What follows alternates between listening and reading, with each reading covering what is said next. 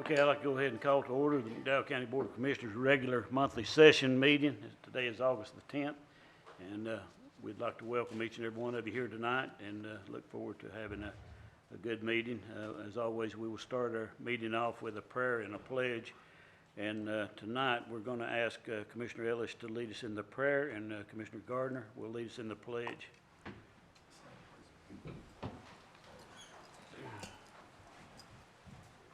Father, we'd like to take time out of our day and just say thank you. Thank you for this beautiful county, what it means to us. We call it home. We ask for your guidance and decisions that are made.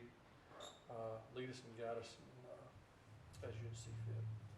But just like to thank you for this county, all the employees, keep us safe and help us do the right thing moving forward. In your name we pray. Amen. Attention. Salute, pledge. I pledge allegiance to the flag of the United States of America and to the republic for which it stands, one nation, under God, indivisible, with liberty and justice for all.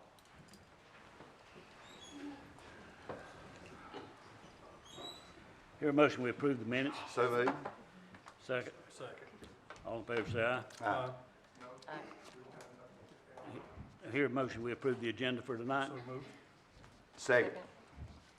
Any additions or corrections to be made on the agenda? All in favor, say aye. Aye. Okay. First of all, tonight on their appointments is item A, which will be the transit approvals and updates, and we have Mr. Jason Hollifield here for us, the transit director, to give us that. So, podium's yours, Jason. Thank you. Good evening, everyone. We'll start with the funding request this year. A lot of things going on in transportation as usual. It's very busy. So with this funding request, we're looking toward the future. First of all, the admin amount that the state has approved is $210,534, which is a 15% county match, $31,580. One of our transit vans is due to be replaced, which is the combined capital, $110,000. This is for a wheelchair van, ADA compliant. All of our vehicles are ADA compliant, and that's a 10% match on that van, $11,000. And finally, I had spoken with the board a while back about the desperate need for expansion vans. We don't have enough vans to meet the demand, and at the time we decided we would start the ball rolling. Well, it's time to look at that, and if the board approves, to get that on the current grant cycle. What this would be two ADA transit vans, 9-passenger vans, just exactly like what we have now. And this would bring the total of vehicles from 11 to 13. Now with the expansion vans, it's a 20% match rather than a 10% match, because it's additional vans. So that would be $220,000 with total county match of $44,000. Do we have any questions on that? Jason, the fleet, the average age of our fleet right now, what would you estimate that to be? The oldest van we have, and that's the van that we will be replacing here, is a 2020. I've tried to keep the fleet modern, and the state ages those out at 100,000 miles. Now, by the time it takes all the paperwork process is usually a year. So generally, they have about 160 to 170,000 on the chassis before we're able to actually physically replace the van. The 540,000, that is the total that I'm looking at. That is state and federal funds. That's correct. Our local match, less than 90,000. That's correct for all three items, yes. That's a good deal. Yes.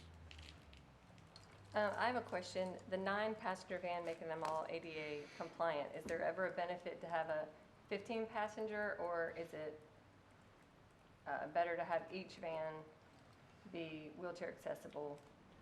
We can get bigger vans that are also wheelchair accessible. The reason that I have not done that in the past is simply because with these vans, you don't have to have a CDL to drive those.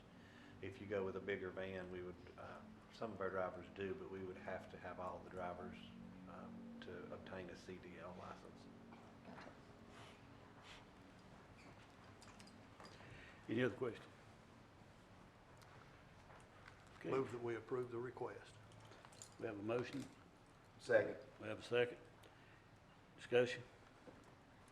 All in favor say aye. Aye. Any opposed? Okay, Got the no-show policy, I think, next. We'll need to open that for public comment if you don't mind. Okay. As far as the approval Yes, of the yes. funding. Yes. So, So did we get cart before the horse there? I'm sorry. he's so excited about getting that, get that funding going. Sorry about that. You do need public comment on before you vote. okay, we retract that, and then, do I hear a motion, we go into, Public hearing. hearing? So moved.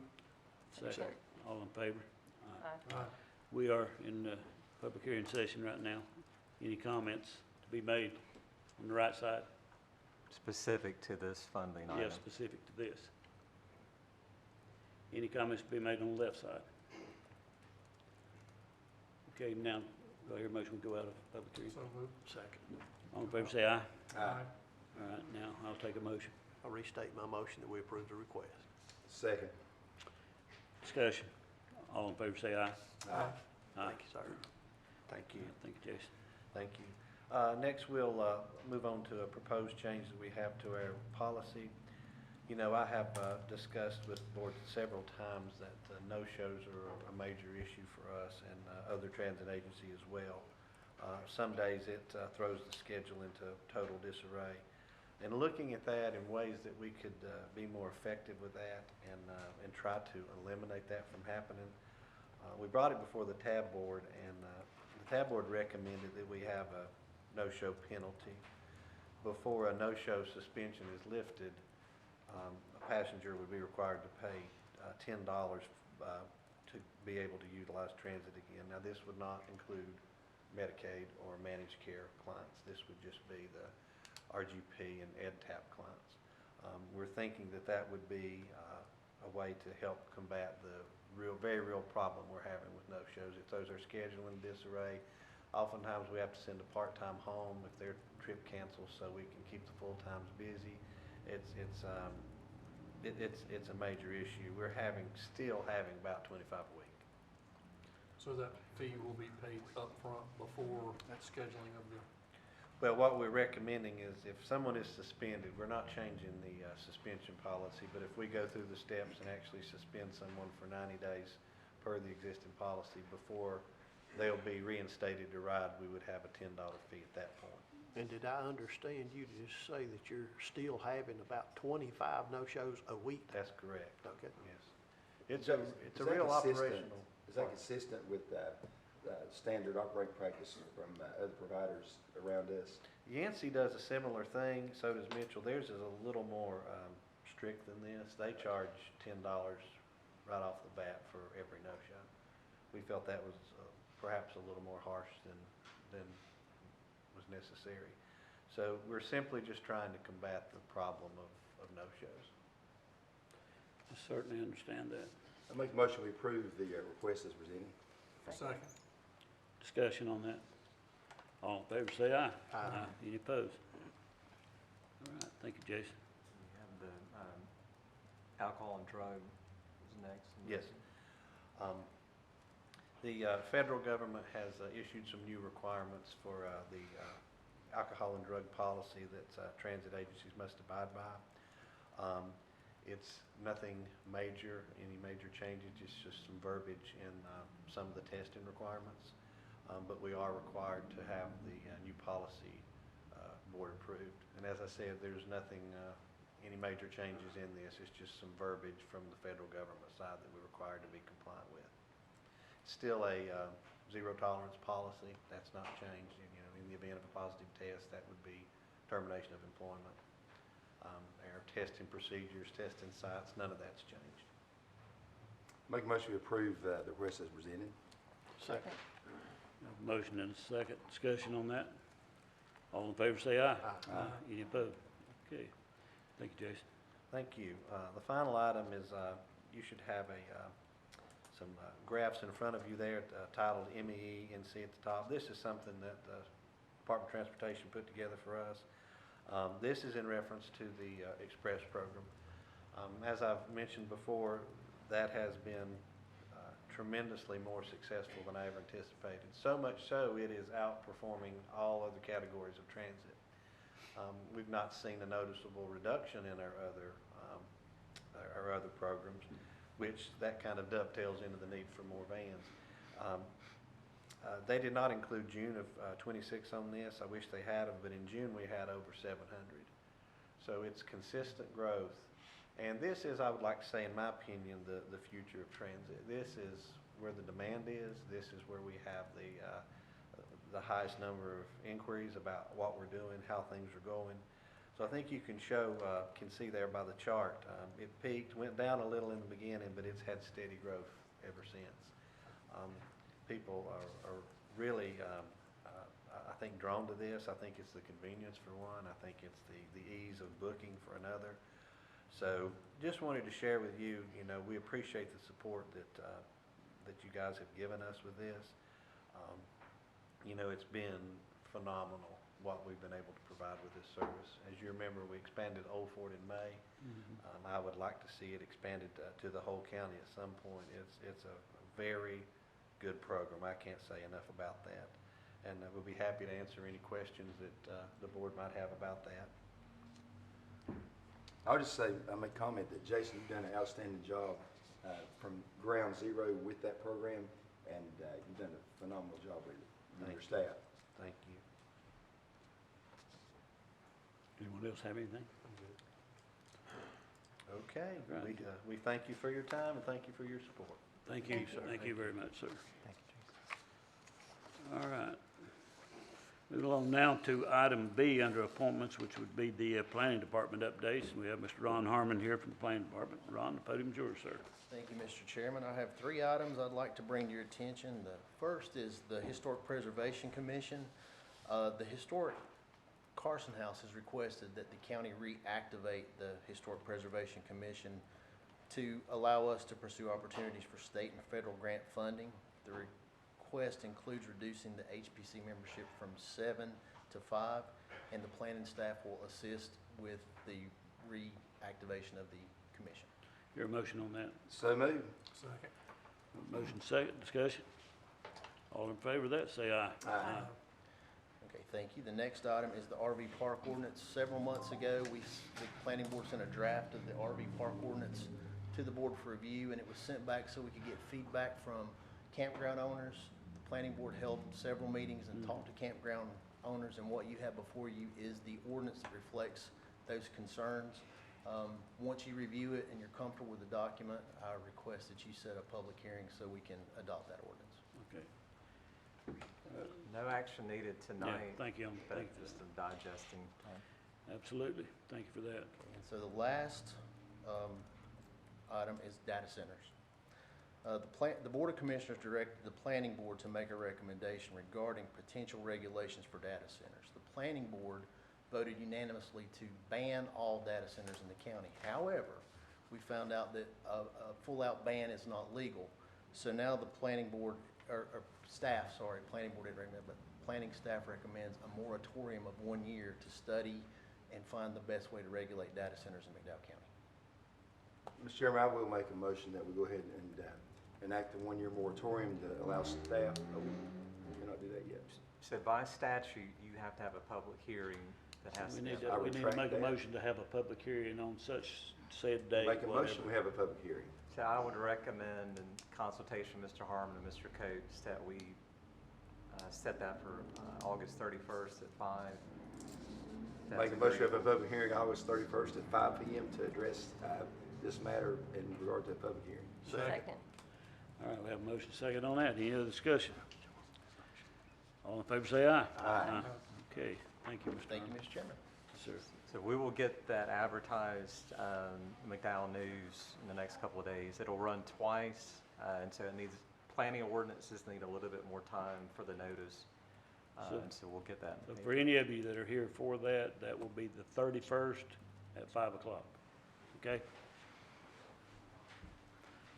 All right. Moving along to item C now, which would be the tax settlement and order for collection. We have Ms. Linda Onufrey here. I don't know that she was able to make it yet. She was close enough. Okay. So we can come back. We'll to Ms. move on and come Onufrey. back to her then. Let's move into old business. Item A would be the sales tax referendum information. Mr. Wooten. Yes, sir. Last month, the board directed that staff bring back some recommendations on how funding proceeds from a successful sales tax referendum, how those proceeds would be distributed between the county, the school system, and the college, perhaps in that order. And so I have worked with Ms. Bell on some recommendations that are just recommendations, or their thoughts or what have you, on how excess proceeds would be, of course, received by the county, but anything external will be distributed. And so, as you can see on your memo, a recommendation would be that the county would receive 50% of the net proceeds. And I say net proceeds because a 1/4 cent sales tax increase would generate roughly $1.5 million based on current sales. However, if you recall, when you set the approval for the referendum, you indicated that you would reduce the property tax rate an equivalent amount of that's currently that equates to a penny. Get all the words right. So that's about $6.50.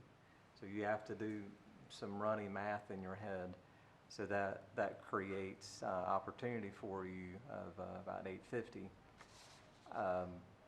But that can change over time through increased sales, increased inflation, everything that goes with it. So you have in your breakdown a percentage and a corresponding dollar amount based on that clear revenue in the first year or so. So you see the first little breakdown, the county under a 50% scenario, under all those, would receive $425,000 of additional revenue on top of everything we've talked about. The school system a little less than $300,000, and the college around $130,000 or a little bit less. But if you would prefer something different, we did a 60% county, 30% schools, and 10% college. And you see, commensurate changes in the clear proceeds. So you could make it 70% county, 80, whatever you would want to do, of course. But these are, some baselines and corresponding dollars for anticipated revenues. Again, sales could go up, they could go down, hopefully not, but these are some baseline numbers to think about. This is food for thought. It's no action item tonight, correct? You don't have to, no, Okay. sir. All right. Mr. Williams, one quick thing though. Yes, A sir. question. So the letter from Dr. Grit to the board with the low wealth formula stated that $300,000 the first year would affect them if that did pass, and then the next year $600,000. Is that correct? Allow me to bring the letter back up. I will mention that Dr. Grit has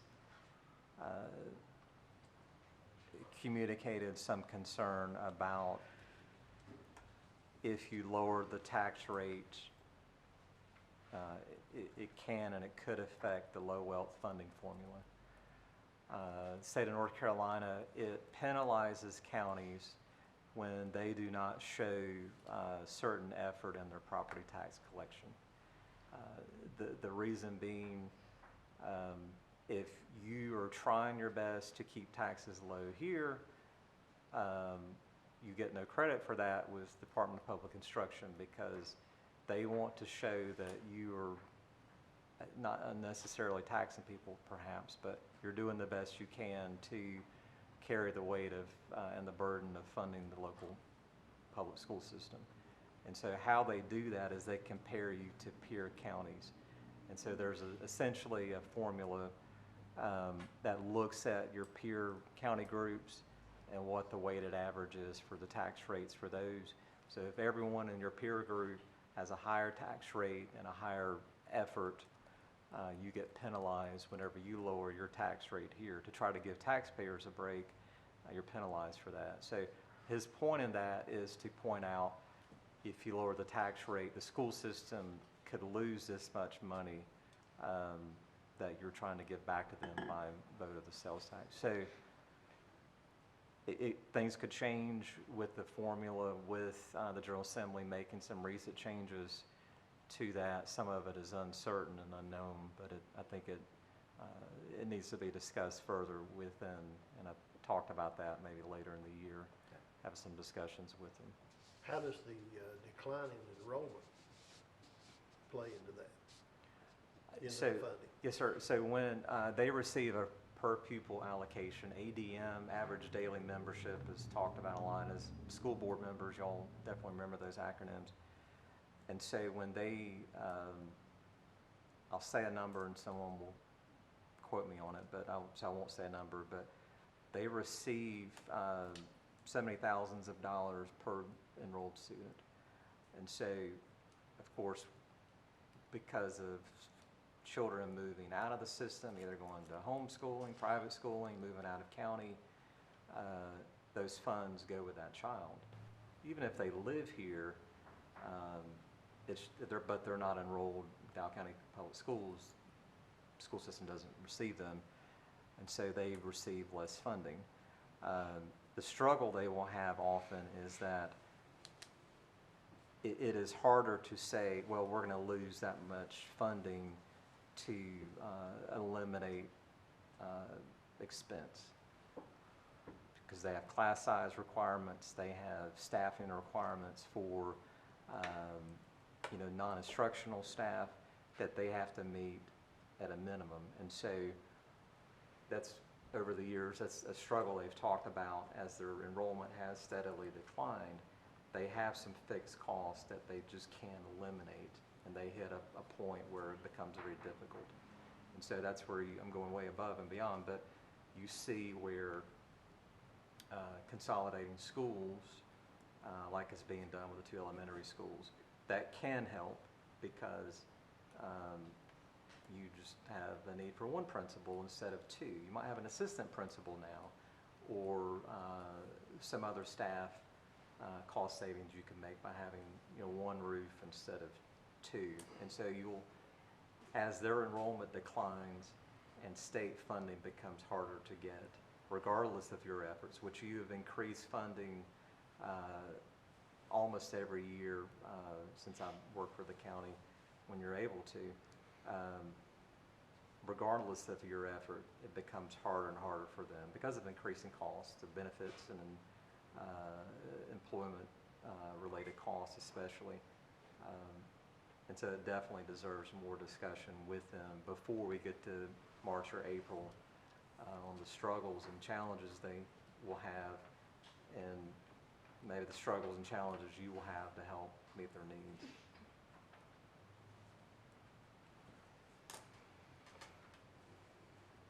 We might talk about perhaps one way under a new business under item A later on, perhaps. Okay. Any other comments or questions? All right, at this time, we'll move back. We have Ms. Onufrey here with us now, so we'll move back to the item C under appointments, which is the tax settlement and order of collection. So, Ms. Onufrey, the floor is yours, ma'am. Hi, sorry I was a little late. Okay. Closing up Life of the Tax Collector. I am here tonight to submit my end of the year 25-26 tax year settlement documents, which was in your packet. Also a single bound copy of the 25 unpaid real and personal business property taxes at the end of the fiscal year.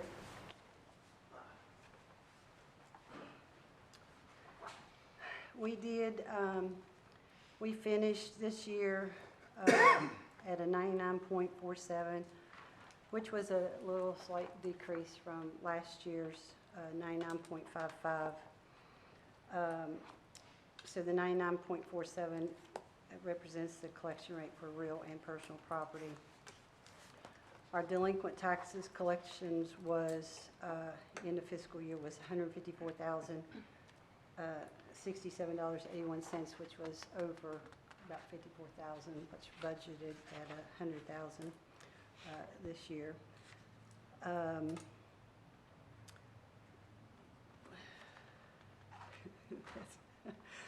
And so our ending balance for the fiscal year was at $183,601, which again represents real property and personal property businesses. And that's it.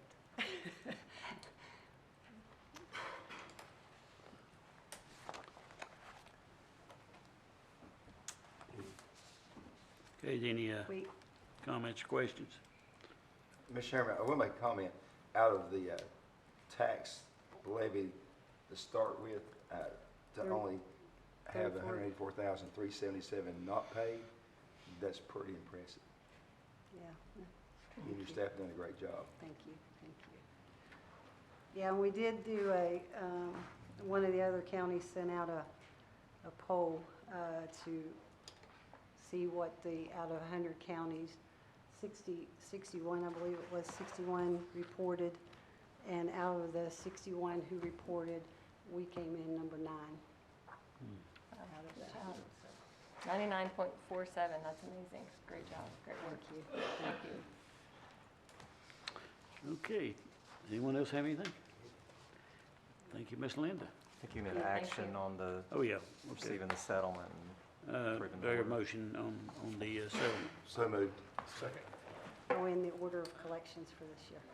It was in there. All right, thank you. All in favor say aye. Aye. Any opposed? Okay, thank you. Now let's move on to item C, which would be under old business, the county operational evaluation updates. Mr. Wooten. Would you like me to hit the Helene real quick? Oh, okay. Yes, Let's sir. I'm sorry. Let's do the Helene recovery updates then. Yes, sir. We haven't had Mr. Keller or Ms. Jones give a Helene update in quite a while, but of course, people that were survivors of Helene or continued recovery. But beyond those folks, it can be hard to remember that we're still in recovery mode in this community almost 2 years in. So what I asked staff, and they did a wonderful job of providing you a memo, I think on page 80, of just where some things are. And I'll hit those really quickly on things that are complete. We had damage to our EMS headquarters, our Station 2, fencing at Grants Tower, Communication Tower, Dysersville Convenience Center, and several county vehicles and equipment. All of those items have been repaired and are back to pre-storm condition. The McDowell house was in reports was flooded. All that flood damage has been mitigated. We are looking at an approach with FEMA essentially on elevating the McDowell house because it is flooded historically. And if you look at modern development around it, the modern development, including the fast food places, they were built at now regulatory height for floodplain. And when that happened, you created a bowl essentially for the McDowell house, which probably adds to the flooding. And so we're, again, looking at the feasibility of elevating it. And that's, FEMA equals slow, and so that'll take some time to evaluate. Now, where the next item for our parks, this is where we get a lot of questions. I might use the word accusations as well. So we do have some small areas of damage that have been completed already. We had some damage on our walking trail near Spalding Road, had some damage at Maple Leaf, Hemp Hill Park, and Glenwood, some erosion issues over near the rec center, and then Black Bear out on the north side of Lake James. All of those had damage that have been repaired. and then it gets more complicated. So Sandy Andrews Park, this is probably where we get more comments than anything because it was essentially obliterated by the North Fork. If people understood and appreciated, not looking for sympathy, but understanding, it is too complicated and too slow to work through current processes with FEMA. Essentially, we have to have them come out and count rocks and blades of grass and I'm slightly exaggerating to determine the scope of the damage. So we know it was gone, we want it built back, but they require so much, and it's a little much. And so we had to get that done. We had to do procurement for an engineer, and then we've tried to marry those two. And so we finally have an engineer, an approved scope. They are working on the bid documents, and we will be out to bid on Sandy Andrews as well as Lindley Park in Old Fort and Greenlee River Park this fall. So all three kind of fall in that category, especially Sandy Andrews with it being essentially unusable right now. The other two are partially functioning with just damage. It looks like it's been ignored. It hasn't been. It's just so frustrating. But the next step, again, will be bid documents that will be advertised for construction. We are looking at those. Again, our hope is that FEMA will pay 100% of the restoration costs. If they do not, we're looking at other sources. One is the state program through the Office of State Budget and Management for any shortfalls, and also the CDBG DR program. So I'll mention also, it was in the cover memo. It's not spelled out on the second one. Mentioned CDBG DR, Community Development Block Grant Disaster Recovery.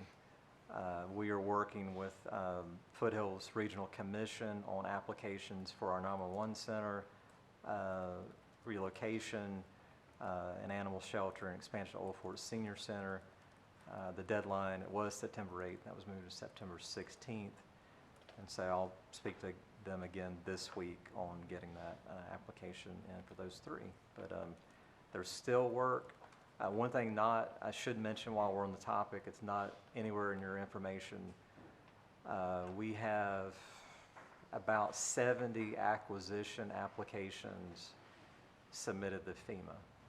These are people that had damage that was devastating to their property, their home, and they said, I will not go back to where that was. A lot of that was Geneva Drive, a lot was Old Fort. One of the biggest chunks is in the city limits, actually, was the Westwood Chateau that had some prior pre-Helene damage and had post-Helene damage or Helene damage. Again, so about 70. They were split in half. There's two batches that are sitting in Washington or some FEMA office, and they're just sitting there, and there's back and forth at times, but there's also a lot of frustration. We think most of the folks that have applied, as far as we know, if we don't know otherwise, we'd like to know from the folks, but we have a lot of communication, is that those that have mortgages, they are in some sort of abeyance with their mortgage lender. But most people are getting communication from us or directly from FEMA that it's still in process. So once you will see a press release by FEMA or congressional office that will say McDowell County was awarded HMGP awards. That's just one more step, and then there's more steps, and there's going to be appraisals that will happen, and so it'll probably take about 3 months after that award before the first batch can enter acquisition phase. So I've been told it's getting a little bit closer, but I've been told that a few times now. So it's not our holdup, it's not the state's holdup, it is with FEMA, and we push them about every 2 weeks for an update, so we'll keep doing that. One other thing that has complicated a lot of these issues, a lot of these problems in building back, is the fact that the the floodplain mapping has all changed since Helene, and so that is, that's keeping a lot of people that might even want to build back where they were. There is a lot more scrutiny on us too, on the floodplain area. As there, we want to make sure we're following the ordinances and maps as we should be, but there is a lot more scrutiny from higher levels of making sure we do the right thing. And so that can cause issues on our end of things too, of making sure we're doing the right thing and can slow down things too. I do have a question on the bridges, up 221 and, Yes, sir. there at Curtis Creek and Old Fort. Have you heard anything from the DOT of completion dates? There's a lot of questions still going around, and obviously people can see Curtis Creek is getting worked on. Right. But is there an estimated date, do you know? I have not been given a date, but I'll ask and communicate that to you. I think at one time they had given the date of October of this year. That's what I understood too. Yeah, at one I time, but now remember I don't that. know now where it's Curtis at. Creek. That one was for Curtis Creek. Yes. That was Curtis Creek. We'll get both. I realize that, that things do move slow a lot of times, but I have to remind myself sometimes to thank Will Keller and his staff for planning ahead even before the damage was done, putting things in place so that the county didn't have to do like some of our surrounding counties and foot the bill themselves and wait on the reimbursement. It's better to do it this way. There's been a lot of progress made, a lot more that needs to be made. But I appreciate what has been done by our county staff to do that. I'd like to say, off of that with Will Keller, Ms. Jones, Aikman, our department heads have done a great job working through this Helene recovery. I mean, I've been, obviously, a lot of us have been to the ballparks and seen the parks and seen the work that's being done, and it's tedious. You got to go out there, you have to meet with them, you have to prepare for what's being paid for, what's not being paid for, what's going to make the parks go back to being beautiful. And I know it's been a headache, but they've done a great job. And I don't need to say it, but I will. As slow as it is and painful as it is, the alternative is it doesn't get reopened or you spend county dollars to do it. And so what we would hope for is, again, we have no more disasters ever again, but assuming some happen, is that there is reform of FEMA, and that there is less of these hoops to jump through, where there's protections and all the things there should be. But Mr. Kazee and Ms. Jones and Mr. Keller, they could tell you many war stories about just trying to get the simplest of things improved. And it's mind-boggling, honestly. Okay, thank you for that report. Let's move now to item C, which would be the operational evaluation update, Mr. Williams. Yes, sir. I talked about this last month. This is something we're working a lot based on comments and requests and suggestions made during the budget process of evaluating some of our current services, our real property, meaning buildings and land, as well as personal property, excess vehicles and things. And it's a very small, maybe two small updates. I have, as I spoke about last month, spoken with the Association of County Commissioners Strategic Program Coordinator team. The first thing they identified as maybe a place to start is our real property. And so we have a really good report. I know I've shared it with Ms. Garner recently, but I can make sure everyone is refreshed on that, to look at what our building utilization is, as well as our unimproved property. Some property we've owned for 40 years. Probably, if nothing is built on, we want to hold it for another 40. But there may be some areas where there's no public purpose that's going to make sense at any time soon. It might be better put back on the tax roll. So that's something they're doing research on that report now, and we'll coordinate with Mr. Riddle and myself and others on some recommendations. They're not just going to look at it in a vacuum and say, you should do this or do that, but then it'll be a process. We are looking at utility bills. There's apparently some double billing that's happening in a couple different places, so we're speaking with Duke about that. We talked about Mr. Kazee, also speaking with him on some operational improvements for some of his facilities. And so we'll probably have him come at a future meeting for some possible action items. So we're working full steam ahead on these. Okay, thank you. Give us the water system project update. Mr. Yes, sir. The first item on your memo, I got the wrong heading on it. It says water purchase agreement, but it's the interconnect possibility between Old Fort and Marion. I've had, I believe, 2 meetings with town and city staff on this concept, and before and beyond that, there have been multiple meetings in the past between our elected officials.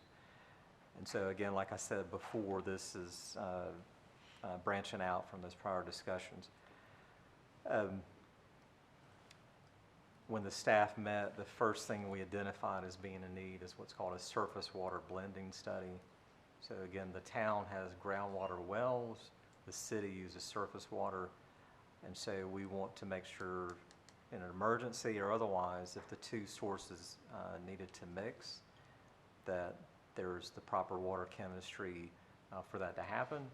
If it's not the proper water chemistry, where would there need to be treatment to one or the other to make sure the mixing can happen? Whether, we're having a small issue with a break or something with the city, we need a couple of days of water, or something longer term, we want to make sure you're looking out for that. So I've spoken to a couple of different engineering firms for proposals on doing that. It doesn't seem like a very expensive study. We do have some funding from an existing grant that I've gotten permission to use those funds for this. It's our partnership grant we've talked about. We're still very excited about the possibility. So need to study a little bit more before we start applying for grants. And so there is an opportunity. It's against CDBG DR. This is more or less a Helene related project where a need was identified after Helene, and both systems had supply issues. And so feels like a very competitive project. We just want to get a few things studied first before submitting. What's the timeline on the hearing back about from the engineering firm? What's your timeline? Probably about 60 days. One firm was more specific about the need than the other, but they wanted about 30 days of sampling from both systems to just make sure they weren't missing something. But testing can be done with local staff and cut down on costs. It's more of a desktop evaluation than anything else. I believe most of the rest are updates. Phase 3, which is Randolph Road, did start last week, thankfully and finally. Staff, meaning Mr. Riddle, is reviewing an RFQ for engineering services for the water storage tank project we're working on. That will probably be in the Randolph Road area, Lord willing. What we call the Providence area, Providence Hill, had a meeting about that Thursday with our engineer, with Foothills Regional Commission, as well as staff. They are submitting the environmental report, meaning the engineer, I believe in 2 weeks. That'll take some time to review. It's, again, back to federal funding. Most of the source of this, about half of it, is federal funding, and that just slows it down tremendously. It increases environmental review, and I've talked about we had to look for historic impacts in the ditch line, and so that took about 3 months. They did study the cemetery that was there off of Sugar Hill Road to make sure there were no unmarked graves near the proposed water line. I have asked the engineer for an updated schedule, but I've indicated to you that construction probably will not start until '27. Where do we stand on the funding, and you may have already said that, since it is now one project? By having it as one project, so we have lots of acronyms. One is the state, it's an SRP, and one is SRF. One is state funded, and one, the latter, is federal funded. We also have the Appalachian Regional Commission funding, and then again, the school system has committed $500,000 for the project. So the school system, we have not asked for that funding. They still have it. ARC and the other two that are being combined into one. The best part of that is that pushes our deadline to complete the project out at least by another year, which gives us more time. Extensions usually are relatively easy to get, but rather not have a too close of a deadline stressing you out. You want a little bit of something, but still proceeding though. I think that's all I had on water. Okay, thank you. Let's move now to new business. Item A under new business would be the NCACC legislative goal setting, Mr. Wood. Thank you. I know Mr. Green has participated in this process before, maybe others I'm overlooking, but our association, Association of County Commissioners, before every long session, which will be next January, they ask for the counties to submit goals. And the process typically is that we submit goals. They like goals that have a statewide impact and not something so focused on one county. And so that's what we generally have to stick by, but otherwise it's wide open. So they take all those goals, and Mr. Green can tell you all about it, where there's a day or two of meetings and they say, hey, we want to, I won't be hypothetical, we would like for Article 46 sales tax to be implemented by resolution instead of vote. That probably will be a legislative goal that some county submits. And so they will consider that. If the 100 counties or 80 or however many show up, they will vote on it and say, that sounds good, or we need to tweak the language or something. But the purpose of that is to develop the advocacy program for the association. So once they have their guidebook and their plan, they then spend, especially the first part of the long session, saying, our counties want this. All 100 are very different, but they try to get to the middle of an issue. If they can't, it doesn't become part of the advocacy program. I know in the past you've advocated for targeted tax relief. I imagine you want to keep advocating for that, especially for elder population. I mentioned earlier you've asked for assistance with school funding before to reduce your local burden. Are you okay with, since you've already done that in the past year or so, would you be okay with the target tax relief and the school funding to be 2 items? And there's not a limit. And so I do have a deadline. If you wanted to give me some items to talk about, we can next Monday at that meeting. If you wanted to think about it, what I could do is have that on like the admin item for that agenda. Let's do that. And that way give you time to think about it. 'Cause we I have think until the end we, of I the think month. we all would like to have a little more The time. 2 items that he's mentioned, I would like that. Definitely put those on there. Okay, we'll put that on the list for next Monday. And when is that meeting this year? Oh, gosh. So they do it in November. I'll get the date. But I know the deadline is August 27th, but I'll get the actual meeting date. They used to do it very early January, and they decided it would be better to do that before Christmas to give them more time to develop the advocacy program. Okay. Thank you, Mr. Wooten. Thank you. Let's Let's move now to the budget updates and approval. Thank you. Under our current year budget, you do have one project budget ordinance amendment for our transfer station improvement project. That project was completed, and we did have a couple change orders to close that out. You do have 4 budget amendments, GF3 through 5, and then school project 1. And so we would ask that you approve those 5 items. Mr. Chair, make a motion to approve the 5 items as presented. We have a motion, we have a second. Discussion on those. All in favor of approving those, say aye. Aye. Any opposed? Okay, thank you. Let's move now to the administrative items and review and approval, Mr. Wooten. Yes, sir. Only 2 items there, the EMS transport write-offs and 1 water system leak What's write-off. the pleasure of the board on that? Move we approve the admin items as presented. Second. We have a motion and a second to approve as presented. Any discussion? All in favor say aye. Aye. Any opposed? Okay. Property tax releases, refunds, and discoveries, Mr. Wooten. I will note, Ms. Onufrey left, I believe, but she asked that I include in your packet where it says PTC releases and refunds, as property tax commission.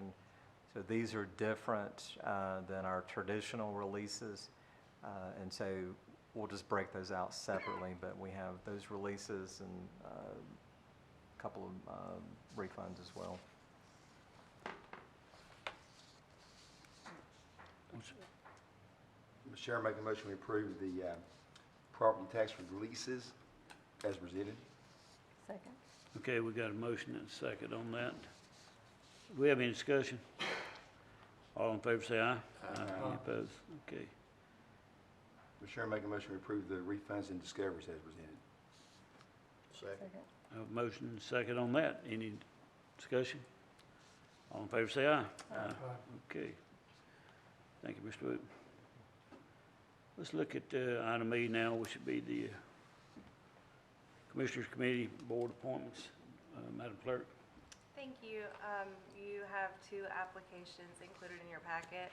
Brenda Vaughn is applying to be reappointed to the Planning Board due to her term limit expiring, and Doug Gallion is applying to fill the empty seat on Focal Point Advisory Board.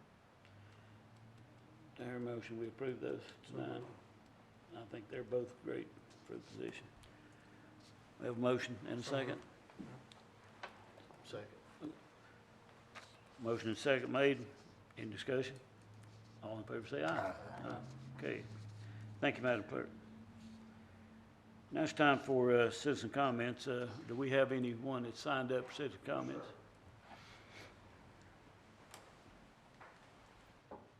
Anything from Commissioner Staff reports, communications? Yes, sir. Okay, do I hear, I say we need to go into closed session. Do I hear a motion? I'd like to make a motion to go into closed session. Second. We have a motion and second to go into closed session. All in favor say aye. Aye. We are in closed session now, and Mr. Chairman, I'd like to make the motion to come out of closed session. Second. all in favor say aye. Aye. Hear a motion, we adjourn. Second. All in favor say aye. Aye. We are adjourned.